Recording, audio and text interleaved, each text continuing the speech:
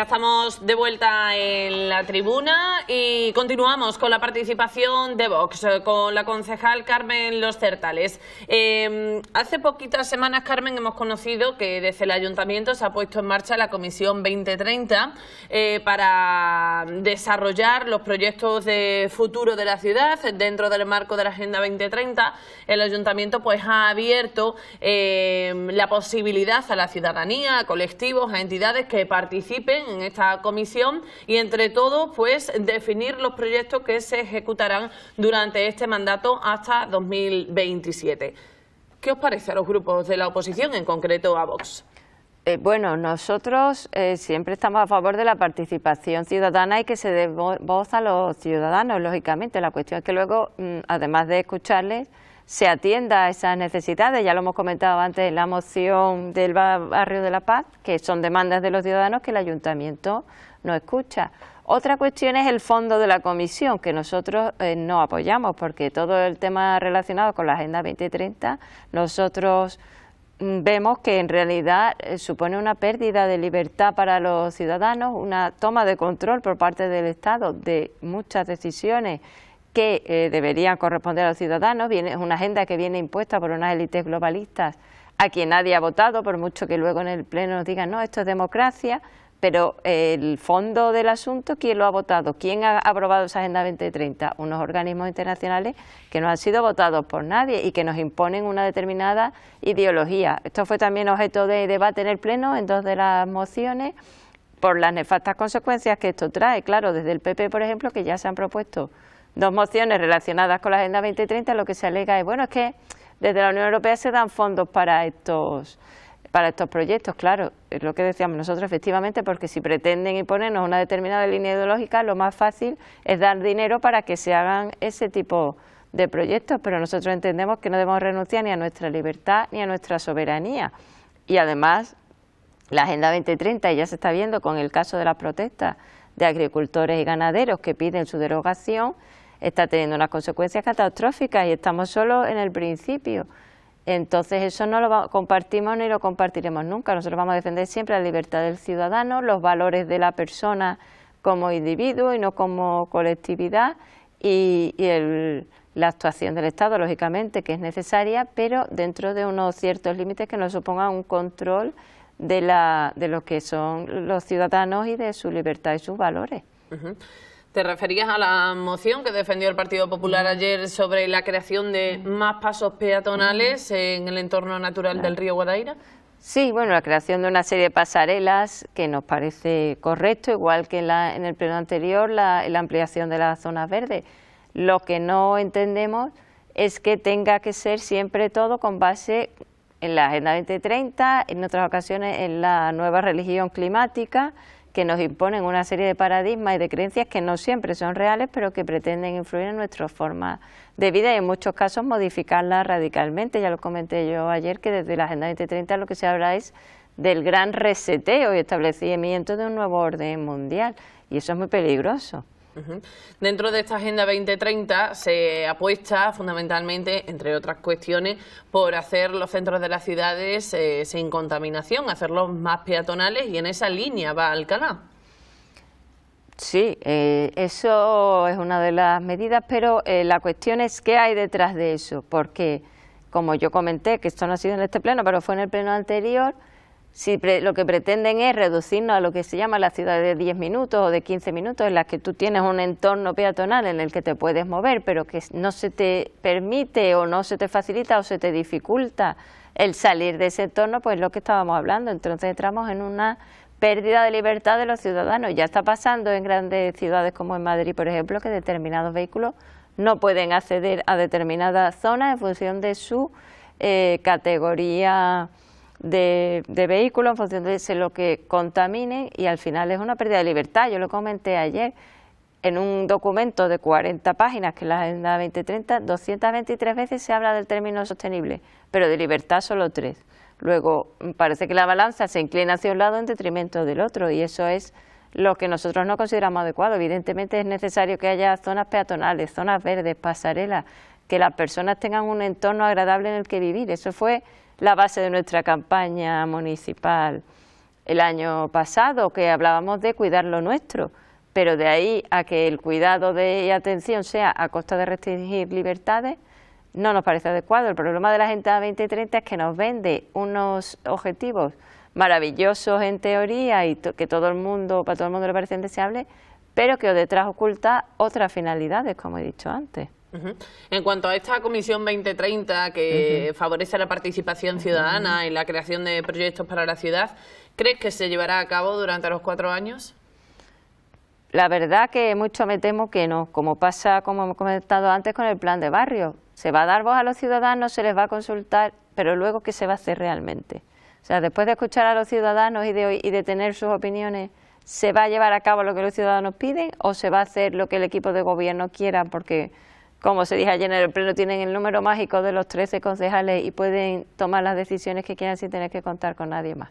Esa es la cuestión. Hablando de participación, Carmen, desde el Ayuntamiento también se ha anunciado que se ha completado la renovación de todos los consejos sectoriales. Bueno, relativamente.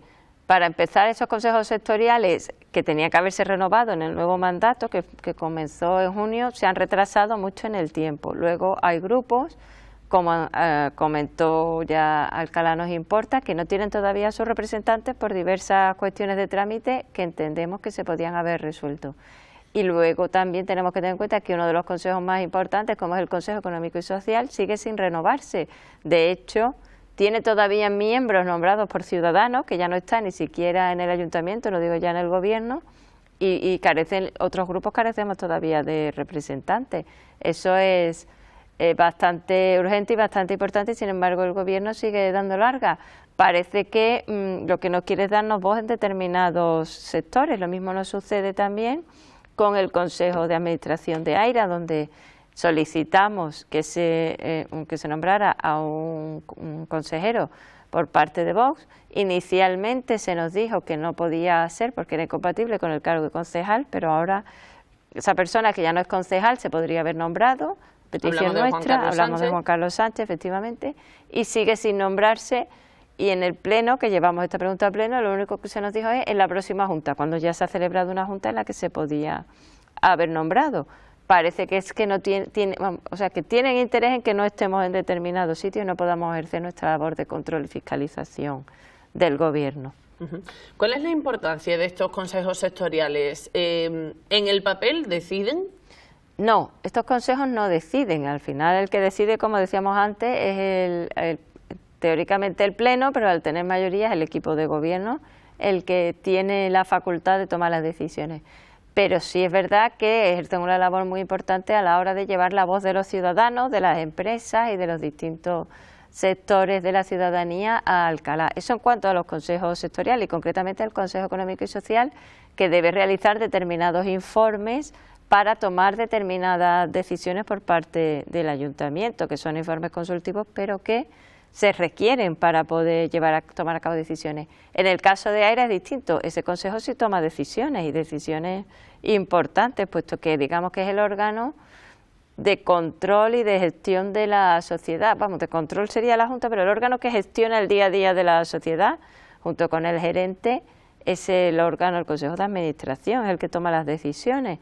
Algunas decisiones están reservadas a la Junta General, que está constituida en el Pleno, pero son la minoría, son más bien cuestiones de organización interna, de aprobación de las cuentas anuales, como sucede en cualquier empresa. Los órganos directivos son los que llevan la gestión de la empresa y la Junta General se reúne una vez al año ordinariamente y luego en ocasiones de forma extraordinaria. ¿Por qué crees que el Ayuntamiento, más bien el equipo de gobierno, no quiere que Vox entre en AIRA? Porque sabe que somos incómodos, porque sabe que efectivamente llevamos a cabo nuestra labor de control y fiscalización de las decisiones que se toman, de la legalidad de muchas de ellas, de controlar que efectivamente el problema de AIRA es que se creó, entre otras razones, entendemos nosotros, porque al estar ser una sociedad mercantil y estar dentro del derecho mercantil en muchas cuestiones, permite tomar ciertas decisiones con mayor libertad que si estamos dentro del ámbito del derecho administrativo, que es el que rige dentro del ayuntamiento. Pero claro, esas decisiones, teniendo en cuenta que es una empresa pública, pues hay que tomarlas con cierta consideración al sitio donde se está, al ente público. No se puede contratar, por ejemplo, personas o suministros por enchufe, como se suele decir vulgarmente, es decir, determinadas personas con las que se tienen intereses afines o se tienen determinada connivencia, y no a otras cuando en el ámbito municipal y público lo que debe regir son los principios de mérito y capacidad. ¿Os sentís desde Vox algunas veces perseguidos? Sí, en muchas ocasiones nos hemos sentido perseguidos y atacados por grupos que incluso considerándose ellos los más tolerantes y los más democráticos no admiten que haya personas que pensamos distinto de ellos. Y como le hemos dicho en muchas ocasiones, la tolerancia pasa por admitir diversos tipos de opinión y diversas formas de pensar. Lo que no es tolerante es pensar que hay un pensamiento único, que es el válido, y que todos los demás no son válidos. Y en muchas ocasiones nos hemos sentido atacados cuando vamos a la contra y se nos acusa de romper un consenso político, porque en realidad es un consenso político, no es un consenso que exista en toda la ciudadanía, porque si no nadie votaría Vox. Si nos votan es porque hay personas que piensan como nosotros. Y en el respeto a esos ciudadanos y a esas personas que nos votan y a los que defendemos y cuyas ideas defendemos, pues entendemos que nosotros merecemos ese respeto. Esa denuncia la ha hecho su partido a nivel nacional, incluso también hablando de manipulación y censura en los medios, pero en Alcalá, los concejales de Vox, ¿también sentís que en Alcalá hay este tipo de prácticas? Sí, en ocasiones incluso en el pleno, bueno, ya en uno de los primeros plenos se nos intentó comparar incluso con ETA. Lo que pasa es que nosotros dijimos que llegábamos a un punto en el que no íbamos a permitir que se nos insultara de esa manera, pero por ejemplo en muchas ocasiones en estas fechas de marzo pues se nos ha acusado de machistas por no defender determinados postulados ideológicos, porque nosotros defendemos una igualdad real entre sexos, no igualdad de género, que eso no es correcto decir, mientras que desde otros grupos y desde otros partidos lo que se defiende son desigualdades y el beneficio de un sexo frente al otro y la anulación en muchos casos de un sexo. Entonces entendemos que eso no es igualdad y que la igualdad real es otra cosa.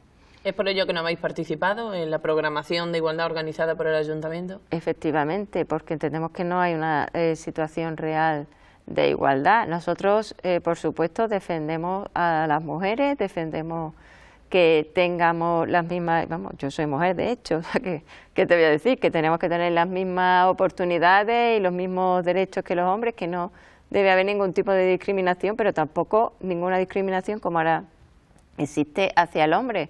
Y estamos viendo muchas de las consecuencias de esto, incluso con la nueva ley que se hizo en relación con el tema de cambio de sexo y demás, que estamos encontrándonos con supuestos de lo más absurdos, como sucede en el ejército, que hay militares que se declaran mujeres, que no se cambian el nombre, no se cambian el sexo, lo único que quieren es que se les considere como mujeres para poder ascender más rápido en el escalafón militar, puesto que ahora tienen preferencia las mujeres, y como eso en muchos sitios. Entonces nos encontramos con situaciones realmente absurdas.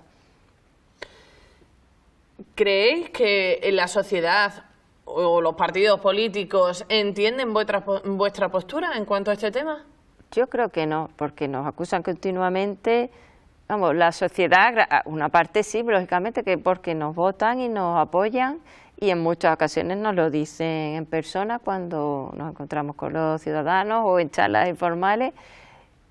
Los partidos políticos, como ellos mismos dicen, ya tenían ellos creado su propio consenso político, tienen creados también sus formas de subvencionar a estas organizaciones o entidades, que son formas también de conseguir votos, y lógicamente les molesta que nosotros digamos otras verdades y otras realidades, como por ejemplo sucedió cuando llegamos a la Junta de Andalucía en el año 2018, en el que se comprobó que todo el dinero que se destinaba supuestamente a violencia de género y ayuda a las mujeres, solo una mínima parte llegaba realmente a las mujeres que lo necesitaban, y la mayoría se destinaba a organización, administración, pago a organizaciones y demás, pero a las personas realmente afectadas que lo necesitaban no llegaba el dinero.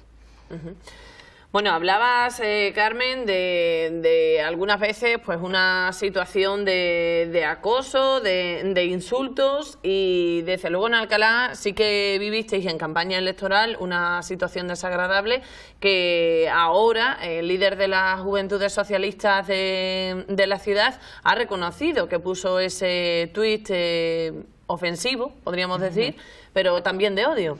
Claro, efectivamente, vamos, de hecho lo que decía el tuit es que uno de los requisitos para afiliarse al partido o a las juventudes era odiar a Vox, literalmente. Más claro que eso poco se puede decir.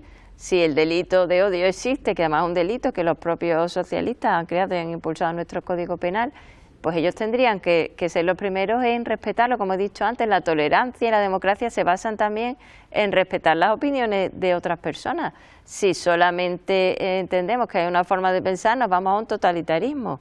Entonces nos parece muy grave que precisamente en la juventud se esté fomentando este tipo de mensajes. Desde el gobierno se han querido desvincular de este tema. Es cierto que el representante de la Juventud Socialista ha reconocido la autoría, pero no es menos cierto, y además está reflejado y recogido en un acta notarial, que tanto la alcaldesa como el concejal teniente de alcalde, Jesús Mora, dieron a me gusta en esas publicaciones y en algunos casos incluso las difundieron. Y eso nos parece todavía aún más grave, que ya desde personas que representan cargos públicos se dé difusión a un mensaje de odio de ese tipo. Porque lo que se está provocando, como ya lleva muchos años haciendo, y es política del Partido Socialista, es el enfrentamiento entre los distintos grupos de la sociedad. ¿Esto está en manos de la justicia? Sí, efectivamente, la autoría que ha reconocido este representante de la Juventud Socialista ha sido precisamente ante el juez hace unos días.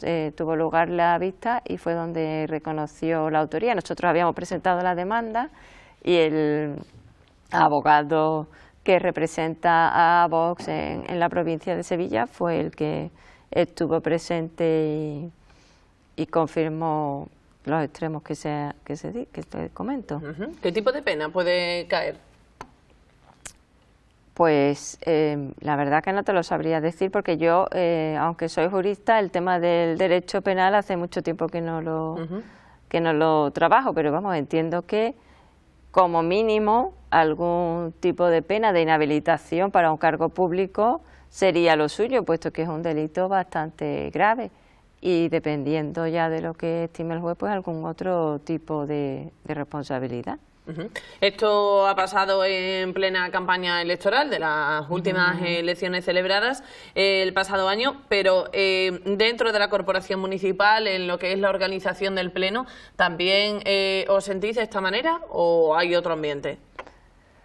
No, vamos, puedo decir que en muchas ocasiones, ya digo, se nos ha llegado a acusar de xenófobos, machistas, intolerantes, de todo tipo de adjetivos descalificativos que se han usado contra nosotros.